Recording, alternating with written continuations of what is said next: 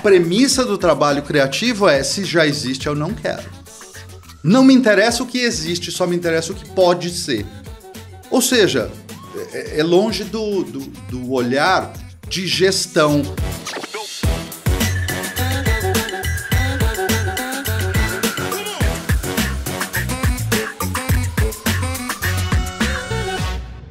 E olha só, continuando a nossa trilha da criatividade nos negócios, e hoje eu estou com a presença de Paulo Ferreira e Bruno Scartozoni do Story Talks, que já estiveram aqui no canal. E aí, Paulo? E aí, Bruno? Obrigado, muito viu? Muito bem, muito bom. Bom demais estar aqui novamente, especialmente com esse tema que vem muito a calhar com coisas que a gente está criando agora. E o Bruno diretamente de Brasília, né, Bruno? Pois é, bom demais estar aqui também, mas virtualmente, né? Não presencialmente. Olha só, essa série que a gente tem feito, né, sobre criatividade, eu tenho aprendido muita coisa a respeito de criatividade, inovação, como ser mais criativo, o que é criatividade. E é muito bacana isso, esse compartilhamento de ideias, porque cada episódio eu aprendo uma coisa nova e eu tenho certeza que com vocês não vai ser diferente. E como no outro episódio eu comecei perguntando pro Bruno, então a primeira pergunta vai ser pro Paulo dessa vez, pra, né, o Bruno, tem que dar uma revezada aqui, né? Ô Paulo, eu queria saber o seguinte, qual situação que você já passou, se já passou por alguma coisa assim, que você considera, puxa, essa situação aqui específica, a gente foi muito criativo. Tem alguma situação que você consegue compartilhar? Vitor, na verdade, assim, tem muitas situações. Eu estou tentando processar aqui a escolha de uma. Mas eu diria para você que a parte mais diferenciada da minha experiência com criatividade é ter trabalhado basicamente 3 décadas, 30 anos em agências produtoras e aonde a gente era pago para criar, porque eu sempre trabalhei no departamento de criação. Criar todo dia, criar de segunda a sexta, às vezes sábado, às vezes domingo, criar os 30 dias do mês. Então, eu acho um pouco engraçado e acho natural também, de quem não tem esta vivência, que tenha uma visão da criatividade, da solução criativa, da inovação, como algo, digamos assim, separado, como algo, digamos, que você puxa este é um exemplo. Eu acho um pouco engraçado isso, porque eu tinha que criar, a minha equipe tinha que criar 5 dias por semana, no mínimo, 10 campanhas por semana, no mínimo. Então, é difícil separar um acontecimento criativo. Eu gosto de me lembrar de uma equipe específica, onde a gente conseguia ganhar 8 concorrências de campanha em cada 10, que a gente participava por mais de 6 meses. Aquilo era muito diferenciado. Aquilo era um acontecimento de uma soma de muitos fatores e muitas pessoas que sabiam muito bem o que estavam fazendo no sentido criativo. Reproduzindo isso todo santo dia. É radicalmente diferente do que ter uma boa ideia. Agora eu queria até pegar o gancho que você falou de agência de publicidade, porque quando eu comecei aqui a fazer essa trilha, né? E aí comecei a pedir indicação pro pessoal, né? De, quem que você acha que é legal trazer e tudo mais, né? E aí muita gente indicava quem? As pessoas que trabalhavam em agências de publicidade. Eu falei assim, gente, mas você tem criatividade em outros lugares que não agência de publicidade. Porque parece que tem um estigma, né? Tipo, não, é criatividade em agência de publicidade. Fora isso, não tem mais criatividade.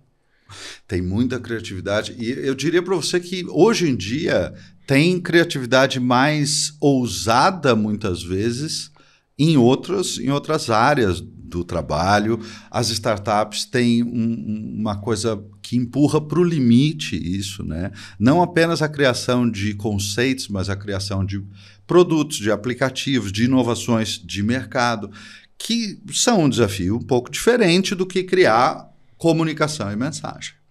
Agora, de fato, eu acho que o maior referencial das pessoas em construir essa resposta quase automática para você reside nesse ponto que eu te falei. Uma coisa é ter uma grande ideia. maravilhoso, e algumas pessoas vão constituir resultados para a vida toda com esta grande ideia. A outra coisa é, você precisa criar ideias inovadoras, coisas novas, todo dia. É muito outro jogo. É muito outro jogo. É alguém jogar uma partida de futebol uma vez por ano e é o cara jogar futebol todo dia do ano. É muito diferente como você se relaciona com a coisa. E tem outra coisa, né? Criar todo dia não significa que você vai ter criações boas 100% do tempo. Porque aí você, tipo assim, é igual o cara que fica atirando, né? Então, pô, tem uma hora que você acerta no alvo, outra hora você erra, né? Então, o bom criativo, ele acerta mais na média, né? Exato. É uma maratona, não é um tiro só. Eu acho que a chave é isso que o Bruno está colocando, porque veja só, é lógico que o criativo profissional, ele não vai ter a grande ideia revolucionária todos os dias da vida dele. Ponto, óbvio. Mas existe uma outra linha de corte nessa história, que é o seguinte: você só vai sobreviver neste trabalho se você conseguir criar coisas aproveitáveis, aprováveis, todo santo dia. Porque senão você está fora. Então, assim, é esse o desafio, né? Não criar as coisas que revolucionam o mundo todo dia, não é esse o jogo, mas é criar inovação factível que pode acontecer todo dia. Então, Nesse sentido, eu queria só fazer um paralelo aqui com o mundo dos escritores, dos roteiristas, etc., né? O mundo do storytelling. Uma coisa que, basicamente, todo mundo que escreve fala é que nem todo dia você vai acordar e se sentir inspirado, né, para escrever o melhor roteiro do mundo ou o melhor livro do mundo. Mas o que diferencia o escritor profissional do escritor amador é que o amador eventualmente escreve no dia que ele se sente inspirado. O profissional, ele senta a bunda na cadeira todo dia e, se sentindo inspirado ou não, alguma coisa vai para o papel, né? E como o Paulo falou, alguma coisa aproveitável. Então, nesse sentido, o mundo da criação literária, da criação das histórias é muito parecida com o mundo muito parecido, na verdade, com o mundo da criação publicitária. Você tem que sentar a bunda na cadeira e fazer alguma coisa. Agora, olha só, vocês estão muito envolvidos, né, com essa parte de agência de publicidade, com criação, vocês sempre estiveram envolvidos nessa... né? Hoje não estou mais, mas... Agora, olha só, eu estava assistindo no Netflix a série, são 4 episódios, Pepsi, Cadê Meu Avião? Eu não sei se vocês assistiram. Eu comecei, mas não terminei ainda. Mas, cara, é muito... Você assistiu, Bruno? Assisti. Então, inclusive, tem um cara ali que é a cópia do Paulo. É verdade. É verdade. E aí, no primeiro episódio, começa mostrando algumas publicidades da Pepsi antigas, né? Ali dos anos 80, começo dos anos 90 e tudo mais. E aí, eu falei, como era legal assistir publicidade na televisão. Porque eu comecei a lembrar de algumas publicidades, eu falei, nossa, isso aqui era engraçado, isso aqui era legal, não sei o quê. Aí eu falei, e hoje? Hoje tá chato pra caramba. Tá muito chato, todas as publicidades. Aí um amigo até comentou, não, Fernando, mas olha isso da Coca-Cola, fizeram não sei o que no Amazon Prime, uma campanha. Aí eu assisti, eu falei, cara, tá chato, isso tá um saco. As publicidades estão chatas para um cacete. Tá muito chato, né? Eu não sei, o que aconteceu com o pessoal criativo? Mataram, né, a criatividade? Se mataram, quem matou? Olha, eu acho que são vários fatores. Aí eu vou falar 3 logo de cara e aí o Paulo complementa. Mas um deles eu acho que tem a ver um pouco com a gente, eu digo, né? O mundo da publicidade, o mundo do marketing em geral, está muito escravo de dados, né? Quando a gente fica o tempo todo olhando para dados, você acaba perdendo alguma coisa. Não que dados não sejam importantes, né? Dados podem ser muito importantes, inclusive para balizar uma criatividade melhor, mas, né, vou falar uma frase que eu nem sei de quem é aqui, mas enfim, é uma frase ou é uma ideia bastante célebre no mundo da publicidade, que assim, muitas vezes você tem que mostrar para o consumidor o que ele não sabe que quer. Né? Nem sempre o consumidor sabe o que ele quer. Se eu não me engano, foi Steve Jobs que disse isso. Pode ser. Então, eu acho que tem um pouco isso, né? A nossa escravidão em relação aos dados. Eu acho que tem um pouco de medo também, né? A gente está vivendo aí enfim, uma fase de transição de comportamentos na sociedade, com algumas coisas muito positivas, mas existe o medo do cancelamento, né? Existe o medo de uma série de coisas. E eu acho também que, antigamente, onde você, né, assim, um cidadão normal, onde que ele podia ver algo muito criativo? Ou numa exposição de arte, né, ou num canal de entretenimento, ou na publicidade. Eram os 3 lugares, né, eram os 3 espaços de criatividade. Hoje em dia, você abre TikTok, você abre redes sociais, você abre qualquer coisa, e tem gente do mundo inteiro sendo criativas, com ideias interessantes, com coisas legais. Quer dizer, a publicidade perdeu um pouco o monopólio, né, desse espaço. Eu vejo por aí. E você, Paulo? Pode ser, mas embora tudo isso sejam fatores, claro, eu acho que tem 2 caras que avisaram perfeitamente e exatamente que isso ia acontecer. E avisaram como isso ia acontecer. O primeiro deles, Washington Oliveto, avisou exatamente isso. No final da década de 90, começo dos anos 2000, não, no final da década de 90, ele avisou isso numa palestra onde um estudante fez a ele uma pergunta clássica.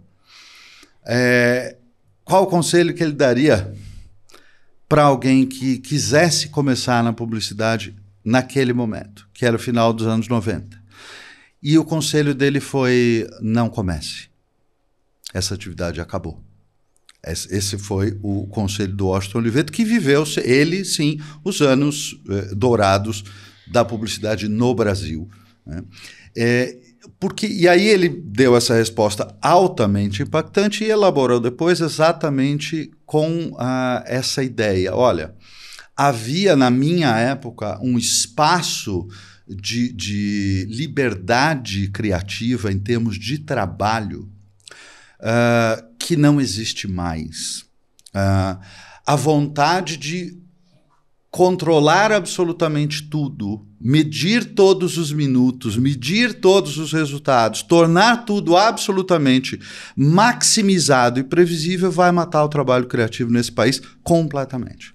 E é claro que ele estava falando em termos do trabalho criativo dirigido principalmente à comunicação em agências. Mas essa é uma parte séria do problema. Se você tentar fazer gestão de trabalho criativo com a cabeça de quem faz gestão de trabalho executivo, você garante que você vai matar a criatividade realmente revolucionária, realmente ousada. O outro cara foi Oliviero Toscani. Oliviero Toscani fazia as campanhas da Benetton nos anos 80 e 90. Quando ele esteve no Brasil lançando um livro cujo título era A Publicidade é um Cadáver que nos sorri, porque ele dizia que a publicidade, enquanto forma de inovação e arte, estava morta, e ele se adiantou um pouco, né, nessa história. O Brasil ainda estava vivendo um momento muito forte. Mas ele dizia coisas muito semelhantes, que a ideia dos executivos, não no mau sentido, porque os executivos têm que estar lá, a parte executiva e de gestão do trabalho precisa estar lá, mas a ideia disto dominar o trabalho do criativo e o executivo querer dizer ao criativo como fazer o trabalho criativo, não tem nenhuma hipótese, né? Ele não sabe o que ele está prescrevendo e, pior, ele não sabe onde aquilo vai dar. Aquilo vai dar num produto muito chato, que é isso que você está dizendo hoje. Não, e pegando essa fala do Washington Oliveto, que com certeza estava vendo o tempo à sua frente, né? Estava olhando ali o que estava acontecendo. Poxa. E aí já projetou isso. Onde a gente não tem aquelas empresas, agências de publicidade gigantes igual a gente tinha antes. Isso diminuiu em nenhum lugar do mundo, mas no Brasil radicalmente, sim. Diminuiu muito. Dá para ver por aí o cenário disso, dessas questões. Inclusive porque perdeu a relevância, né? Um grande amigo é o Valtteri Longo, irmão do Walter Longo. Valtteri foi presidente da Young Rubicon, foi presidente de grandes agências aqui.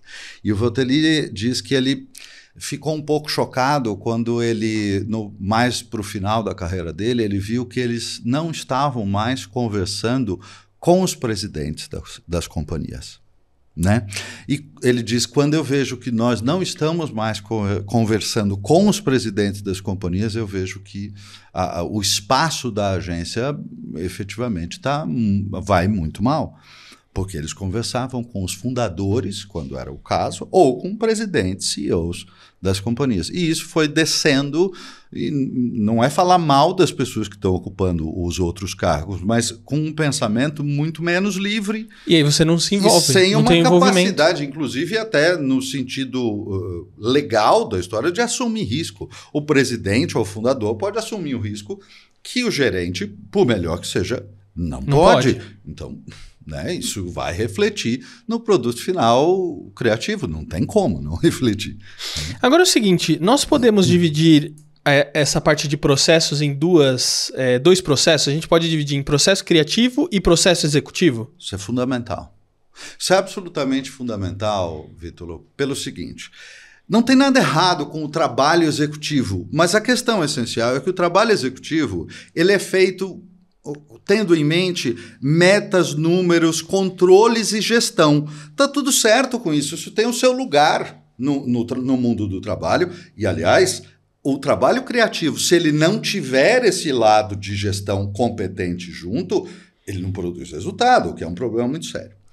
Agora, o problema é que muita gente se aproxima do tema inovação, da ideia de inovação, como se pudesse tratar inovação pensando a partir de um ângulo executivo de trabalho. Então vamos fazer uma planilha aqui, a gente vai acompanhar cada passo do negócio e cada data, e em tal data tem que ter acontecido a inovação disruptiva. Ah, é mesmo? E se não acontecer? Porque a essência do trabalho criativo não é a mesma do trabalho executivo de controle. Então, é necessário entender que a natureza dessas funções, e aí nós não estamos falando, como o Bruno falou agora há pouco, nós estamos falando do artista que está trabalhando exclusivamente com a expressão da sua alma, e quando ela acontecer, tá bom. Tudo bem, isso é artista. Dentro da criatividade comercial e da inovação de fundo comercial, né, que pretende colocar um produto ou um serviço do mundo, você precisa ter um plano e uma previsibilidade. Mas a gestão desse trabalho criativo, ele precisa da compreensão do processo criativo. O processo criativo no ser humano é radicalmente diferente do processo de trabalho executivo. Agora, muito pouca gente sabe disso. Muito pouca gente sabe disso, de viver isso de perto. Muito pouca gente tem experiência real em viver de criar 30 anos sem parar. Então, eu escuto certas coisas de pessoas que abordam criatividade, abordam, na verdade, inovação, né? O que já é uma coisa meio louca, porque inovação não pode brotar da terra como cogumelo, né? Não vai acontecer. Inovação é fruto de um processo. Qual é esse processo? Processo criativo. Isso é um processo humano, que você pode aprender, que você pode desenvolver. Mas eu vejo pessoas abordarem a ideia de criar inovação como se fosse simplesmente mais um trabalho de processo executivo como qualquer outro. Você está aumentando imensamente a dificuldade para chegar em alguma coisa nova, porque a premissa do trabalho criativo é: se já existe, eu não quero. Não me interessa o que existe, só me interessa o que pode ser. Ou seja, é longe do olhar de gestão. Vamos marcar aqui os quadradinhos, fazer aqui os cronogramas. Não que isso não seja importante, mas isso não é trabalho criativo. A parte criativa do trabalho é radicalmente diferente disso. Que, na verdade, é o primeiro processo. Então, primeiro você cria, uma vez que aquilo está criado, você cria um processo exumativo em cima daquilo, para criar os outros processos. Aquilo chegar no mundo, exato. Então, veja, o ato criativo, quando ele tem uma visão comercial de colocar um produto, um serviço no mundo, ele tem uma fase que é uma fase realmente, puramente criativa, que é uma fase, digamos assim, desconectada de ficar pensando em cronograma de lançamento. É claro que vai ter que acontecer em algum momento esta parte, mas essa parte é execução. Essa parte não é criação. A hora que eu tenho a ideia disruptiva, inédita, nova, que abraçou o risco, por quê? Inovação segura não é inovação. A inovação é aquilo que você não sabe porque é novo, porque é inédito. Se você sabe, tem muita certeza que aquilo vai dar certo, pode jogar fora como inovação. Talvez faça dinheiro, mas não é inovação. Inovação, você não tem a possibilidade de existir inovação sem um enorme parte de desconhecido. Envolve o risco. É claro, não tem jeito, porque não foi feito. Se você consegue prever tudo, é porque já foi feito. Então, não pode chamar de inovação. Agora, ô Bruno, tem ambiente para a gente ser criativo? Olha, é claro que algumas coisas talvez ajudem a te manter mais inspirado ou te manter mais seguro, né? Seguro, eu digo, seguro em relação a arriscar mais, né? Mas eu vou contar uma história para vocês. Eu e o Paulo, a gente, né, ministra cursos em todo o Brasil para vários tipos de empresa há bastante tempo. E alguns anos atrás, eu fui pela primeira vez ministrar um curso para uma empresa no Maranhão, em São Luís. E especificamente era para uma empresa varejista de lá, que me contratou para ministrar o curso para uma equipe de RH. E veja bem, eu nunca tinha ido para o Maranhão, foi a minha primeira vez, e naquela época eu também nunca tinha feito um curso para uma equipe de RH, né? Então eu estava um pouco, digamos assim, inseguro com a capacidade criativa da turma por não conhecer aquela realidade, não conhecer direito aquelas pessoas. E eu vou dizer uma coisa para vocês, até hoje foi a classe mais criativa que eu tive, né, de todas. Era alguma coisa ali na água? Não sei. Era alguma coisa ali no ambiente? Não sei. Mas era uma empresa de varejo como outra qualquer, né? Assim, não vou imaginar aqui que eles tinham algo de fundamentalmente diferente dos outros departamentos de RH das outras empresas de varejo. No entanto, eram pessoas extremamente criativas. Eu acho que é mais uma questão de apertar os parafusos certos, né, de dar os caminhos certos para deixar isso florescer. Alguns ambientes talvez façam isso, alguns instrutores, alguns professores talvez consigam fazer isso, acho que eu consegui esse papel lá, mas todo mundo pode ser criativo a qualquer momento. Você não precisa ter um título, né? Esse é o ponto. Bom, eu só posso dizer e atestar também que o Bruno é um professor que faz isso muito bem. Cria o ambiente acolhedor, seguro, para que as pessoas se disponham a correr riscos, no mínimo no sentido psicológico, né? Numa aula dele, numa aula nossa da Story Talks, a gente trabalha ativamente para fazer isso, para criar um ambiente seguro onde as pessoas se sintam bem para se expor um pouco mais, se arriscar um pouco mais. O que é importante para elas aprenderem processos de comunicação, tá tudo bem. Isso é um pouco diferente daquilo que é o ambiente que elas vão trabalhar. E eu acho, inclusive, que essa turma que o Bruno diz aí talvez tenha algo de diferente na própria estrutura da empresa, que dê um pouco mais de lateralidade, um pouco mais de espaço, de liberdade, né? Liberdade para as pessoas, e aí elas ficam um pouco mais acostumadas a se explorar um pouco mais as suas ideias entre aspas, menos seguras. Porque a inovação não é segurança, elas são opostos e não tem jeito. Enquanto quiser casar essas duas coisas, não tem como funcionar, isso azeda. Né? Se você está buscando segurança, você não está buscando inovação, elas são opostas e vai azedar. Não adianta tentar, não existe isso. Agora é o seguinte, a gente está falando aqui, para falar de criatividade, a gente precisa falar de pessoas criativas. E o Bruno tem a oportunidade aí de um pouco tempo para cá de viver com um ser humano mais novo. Né? O Paulo já passou por isso. Sim, agora sim. O ser humano dele já está um pouco mais velho. Mas, Bruno, eu queria, para quem não entendeu, né, a referência, o Bruno tem um filho pequeno agora em casa. E eu queria perguntar o seguinte, Bruno, o seu filho é criativo? Olha, é uma ótima pergunta. Eu acho que eu nunca pensei nesse sentido, mas sim, ele é criativo. Ele é muito bom de observar.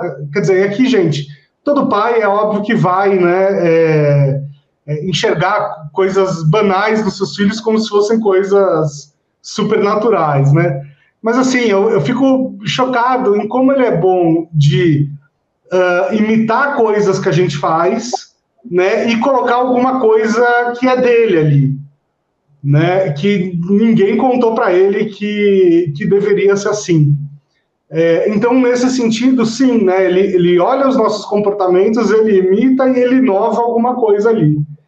É muito engraçado isso. Meu filho tem 1 ano e 4 meses, tá? Só para os outros pais se contextualizarem aí. Isso. Eu tô perguntando isso porque uma das coisas que a gente chegou num consenso aqui da nossa trilha, né, e em outros episódios, é que quando a gente é criativo, quando a gente é criança, a gente é mais criativo, porque a gente não tem os filtros que a gente tem hoje, ou que a sociedade vai colocando pra gente, né?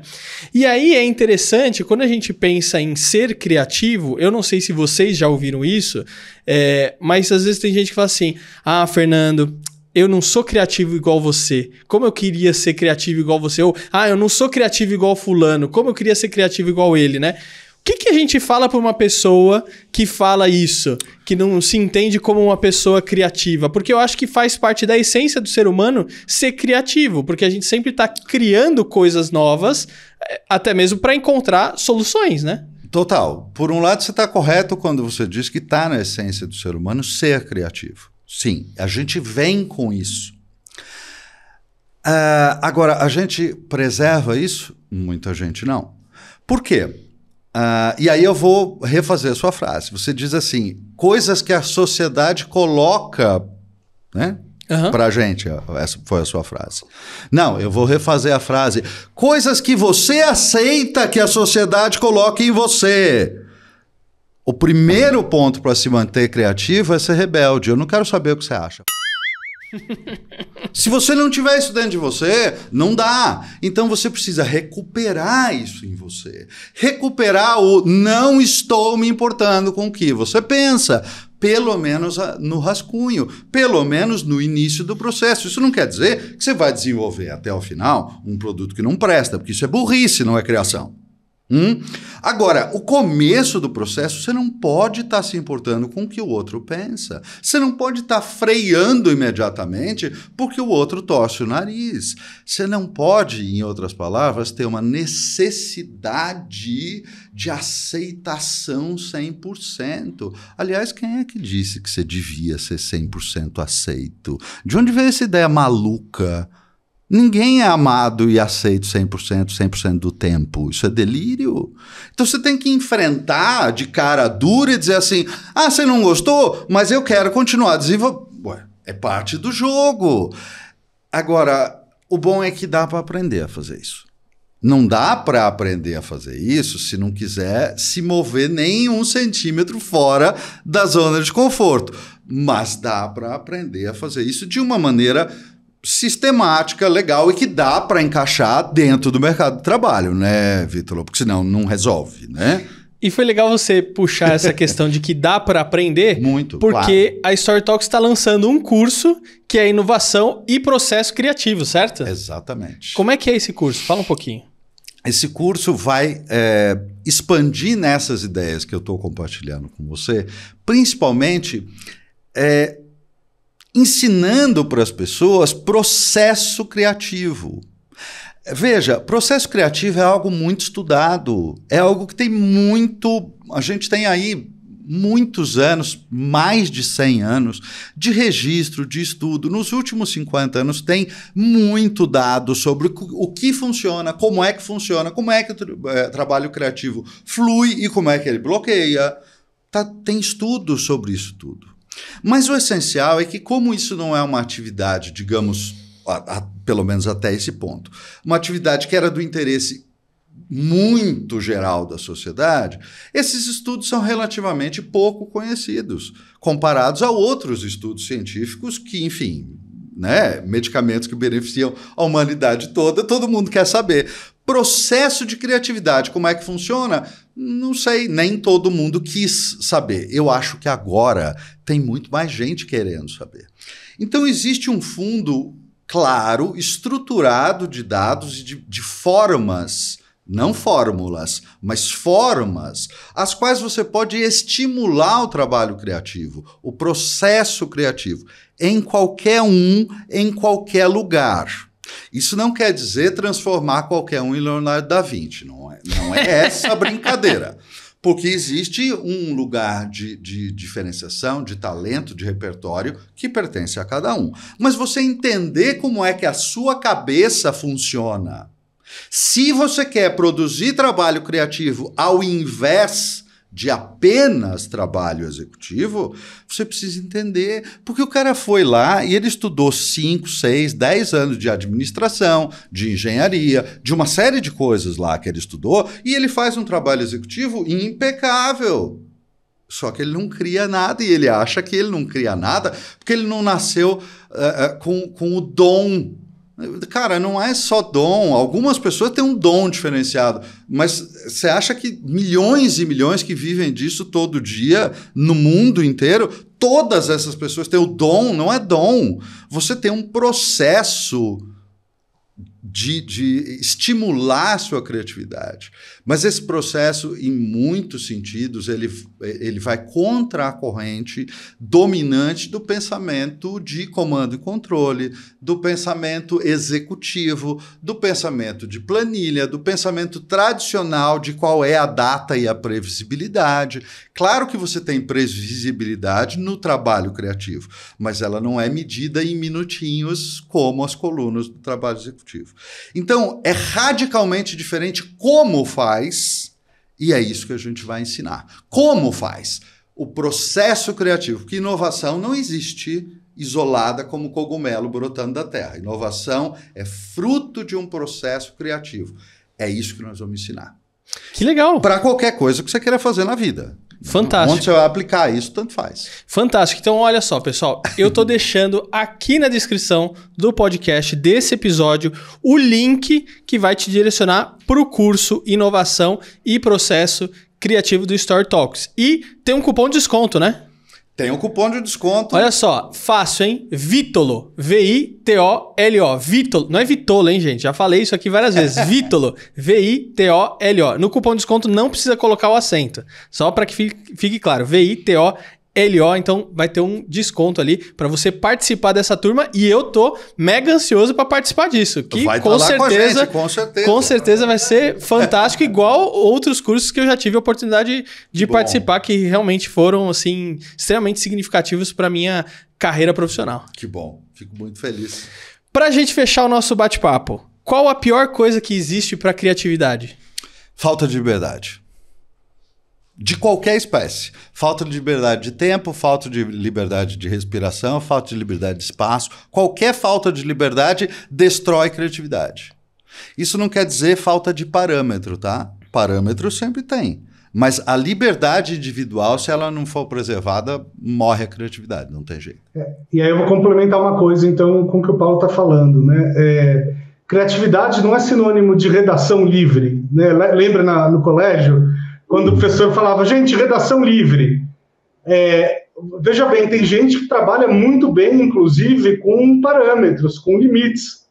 Né? Tem gente que é mais criativa quanto mais limite você dá. Aliás, na vida real, é esse tipo de problema que você vai encontrar, né? Você tem todo o espaço do mundo, mas aqui tem uma parede, aqui tem um outro problema, aqui não sei o que e tal. Se vira para encontrar uma coisa que caiba, que seja nova, mas que caiba nesse espaço. Então, tem muitos publicitários, né, inclusive, que se acham muito criativos, mas quando começa a ter muito parâmetro, né, o orçamento, o não sei o que e tal, ele fala, mas aí eu não consigo criar. É um péssimo publicitário, né? Parâmetro faz parte da vida, né? Sem parâmetro nenhum não tem nada, sem parâmetro nenhum pode ser legal, mas aí é arte, é a expressão da sua alma, divirta-se. Isso é sem parâmetro, mas... Inclusive, eu acho que tem uma história boa sobre isso, que foi o House of Cards, né? Que ficou famosa como a primeira série da Netflix. E na época se falou muito sobre a Netflix ter usado uma série de dados para descobrir que as pessoas adoravam séries sobre política e sobre política e com... como é que chama aquele ator mesmo? Kevin Spacey. Eles descobriram que assim, política e Kevin Spacey eram duas coisas que o público, pelo menos na época, adoravam, e a partir daí foi criado o House of Cards. E eu lembro de ter lido muitos artigos falando assim, a Netflix está acabando com a criatividade no cinema, Netflix está acabando com a liberdade do roteirista. E, gente, é o contrário, né? Porque pensa assim, se me derem só esses dois elementos, política e Kevin Spacey, quantos milhares de histórias cabem dentro desses dois parâmetros? Se você não consegue criar com dois parâmetros, tem alguma coisa errada. Acabou, se aposenta que acabou. É o fim da sua jornada, acabou. Olha, e como eu falei, aprendi um monte de coisa nova, com certeza vou aprender mais coisa ainda no curso. Paulo, Bruno, obrigado mais uma vez pela participação de vocês aqui no podcast. Obrigado por receber a gente. Muito obrigado. Foi excelente. Muito obrigado, dessa vez virtualmente. Um beijo para vocês. Valeu e obrigado você também que nos acompanhou aqui. Espero que você tenha gostado. Não esquece de deixar o seu like, o seu comentário e se inscrever no canal. E eu vejo você no próximo episódio. Até a próxima. Acesse o curso aqui. Tchau.